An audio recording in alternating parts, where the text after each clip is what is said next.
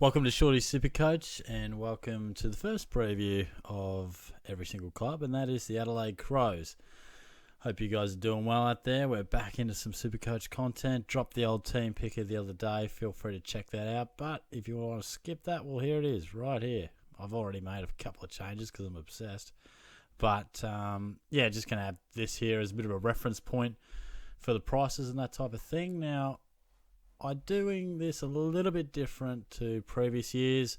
Last few years, I've basically always just been like, each club do a lock, a breakout contender, like a risk or value type of player, and then a no chance for my side. But I don't know. I sort of felt like that. I didn't enjoy it as much last year. It was very sort of structured. Sometimes you're trying to find a player for a certain category because I want to fill it, and then sometimes you feel like it just doesn't fit. So this time, I'm just going to talk about each player from each club that I think is relevant or has some sort of relevancy.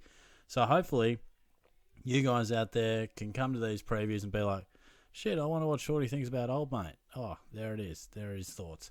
And a bit easier to follow along too because I have the tabs open on top and I'll just work left to right. So it's a bit easier for you guys to just flick through the video and know when about so I'm going to cover a certain player. So, let's jump straight into it. If you reckon I've left a player out, let me know. But we will be starting with Izak Rankine. As you can see, he's a forward. He's 386k. Pretty cheap for a bloke of his ability and potential. Now, he makes a move to the Adelaide Crows, where obviously was one of the massive deals throughout trade period and probably caught the Suns a little bit off guard. I don't think they saw that one coming. But nonetheless, he finds himself in South Australia. Now, we saw him have some really nice scores and really develop throughout the year because he'd probably been a bit of a tease after that amazing start to his career, but he started to deliver consistently with goals and score involvements. Didn't always return SuperCoach numbers, but he's the sort of guy that I think one day will average 90 plus. Potentially a bit more midfield time, I should say. We'll know he'll get the forward time. Could get some spurts through that Adelaide midfield. Now, of course, we know he's a very high pick, coming to that prime of his career, that window that we love to talk about. And last year represented a mini breakout. Went up, 15 points per game, and he did have a 3 in there. So you look after that round 7 game, 94, 93, 89, 88, 102, 101, 95, 110. A really good stretch. And then he missed round 17 and then just didn't finish the year well at all. So small sample size, but from rounds 8 to 16, played some really good footy. And what does that look like for him? That's pretty much represented in a couple of goals here and there. And like I said, a lot of involvements in the scores, assists, and consistently between 15 and 20 touches. So doesn't need too much of the pill to have an impact on the game. But what do I think of him as a SuperCoach prospect? I'd be steering well clear. So he's not one that I'm too interested in. As you would know from my team picker, I reckon there's a lot going on in that forward line and we've got plenty of options, and I don't think we need to entertain Izak Rankine. I think one day he might be a player that does average over 90, and not that he's going to be Steve Johnson, I don't think, but a similar type of player. Has mercurial moments forward, and the more his career goes on, I think we'll see him more and more in the midfield. I think he is pretty fit at the moment, but I don't think there's a pure midfield spot for him, and I don't think that's the plan. I think him and Rochelle could form some dynamic duo and potentially half forward, deep forward, stints in the midfield. So I don't think we should be selecting him in SuperCoach, but that's not to say he couldn't be a sneaky, speculative pick for your draft late in potentially a SuperCoach draft with your mates. Now, moving on to Rory Laird, one of the most expensive players in the game. He may well be the most expensive, I can't remember. But last year was insane. Insane numbers. 127.8 he averaged, which was outrageous. Couldn't poll many Brownlow votes. Destroyed my bloody multi, I'll give you that much.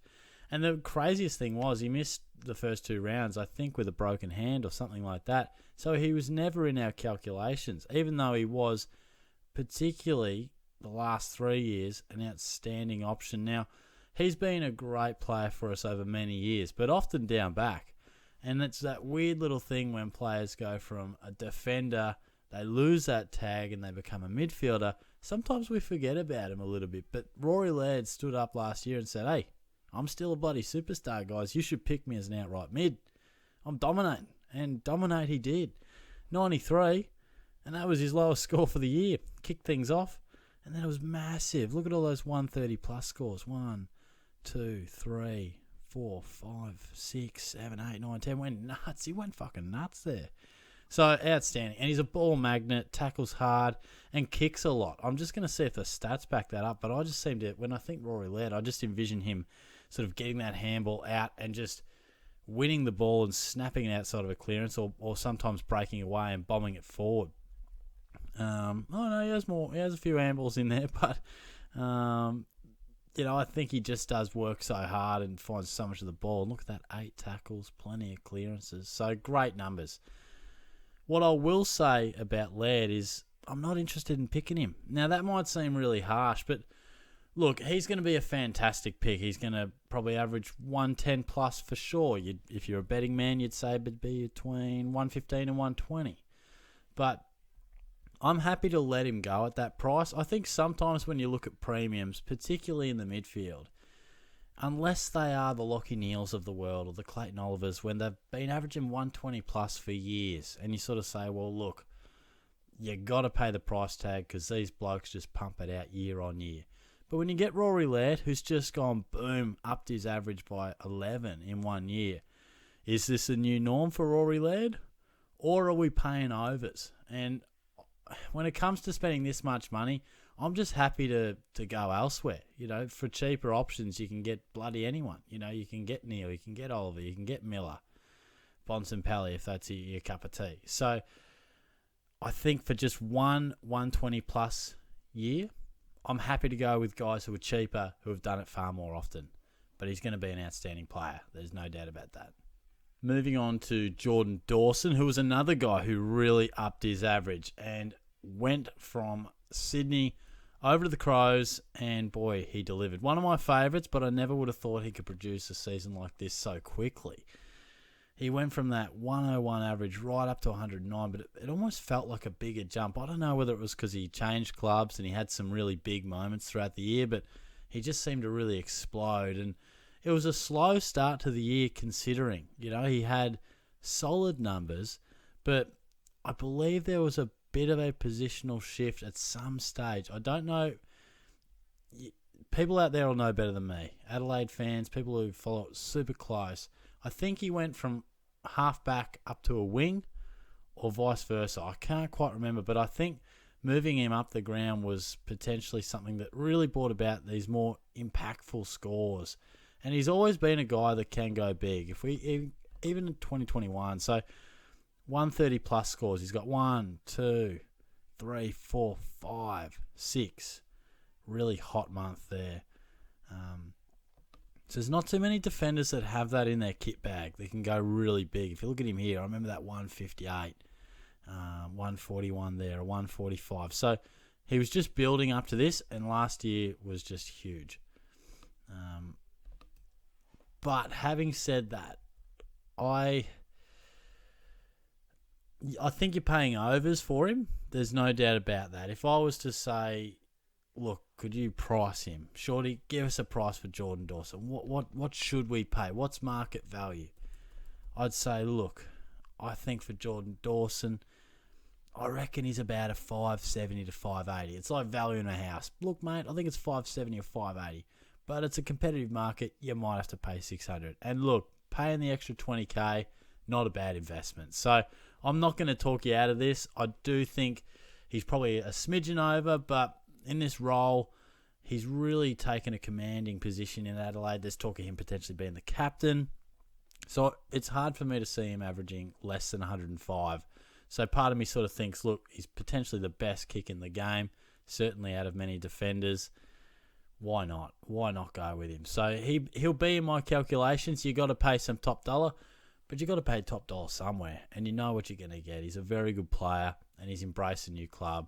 He's dominating. So the only knock on him is, okay, 600k. He's only done a really massive averaging year once, but I think it's probably a solid selection.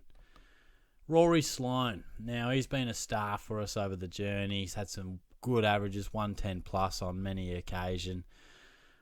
Well, he's only done it twice. There you go. And only once. He just got over there. But I feel like he's been a really honest, solid contributor for so many years. Last year, clearly injury affected, wasn't his year. You can't say it's a major surprise. I mean, the bloke's nearly 33. He's been a battering ram for so many years. It's not a shock that he's starting to get some injuries. But given this, we do see him at a really nice price for a guy like Rory Sloane. 413, it's pretty handy.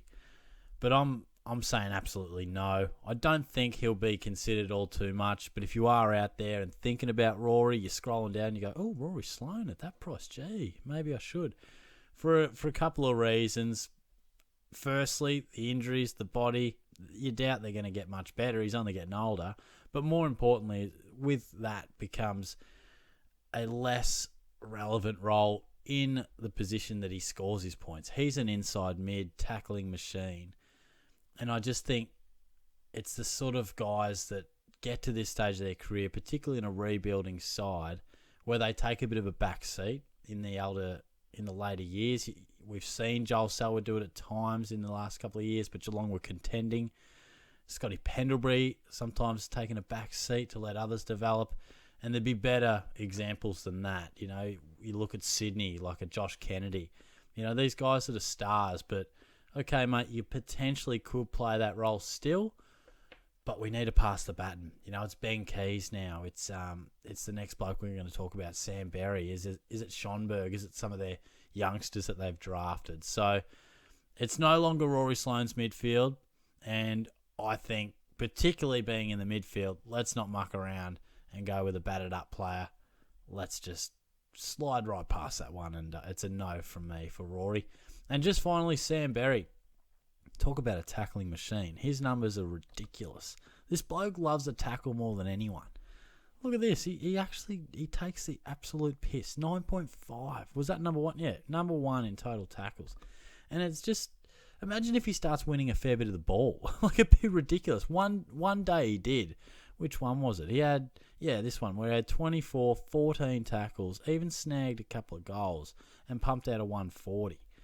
Now, other than that, it was a lot of mediocre offensive play with some insane defensive play, and the bulk of these points, like, he had a lot of 80 to 100 scores, and the bulk of that came from tackles. Look at this, a 90 with 9 tackles, 21 touches, nothing wrong with that, 13 tackles, nearly as many tackles as possessions, gets him an 82. So he regularly, look at this, he sometimes out-tackles his touches, which is ridiculous, but he will get more and more opportunity. He is a bloke that I think is on a massive rise, but the biggest disappointment, and we shouldn't be surprised, but he is just a midfielder now. He was available as a forward last year, which made him really saucy. Not anymore. So not anymore. And for me, that puts a line straight through him, unfortunately, because as you know, I'm red hot on quite a lot of options in the forward line. Sometimes when I look at a line, I go, how much faith do I have in these premiums? If it's not as much faith, then maybe I'm more inclined to take a bit of a risk on a Sam Berry or someone under 500k. But I think Dunkley, Butters, Rosie, Taranto, throw Cornelio into the mix. I think they're great options, so I don't see the need to stuff around with sort of a speculative pick. Could be great, could not.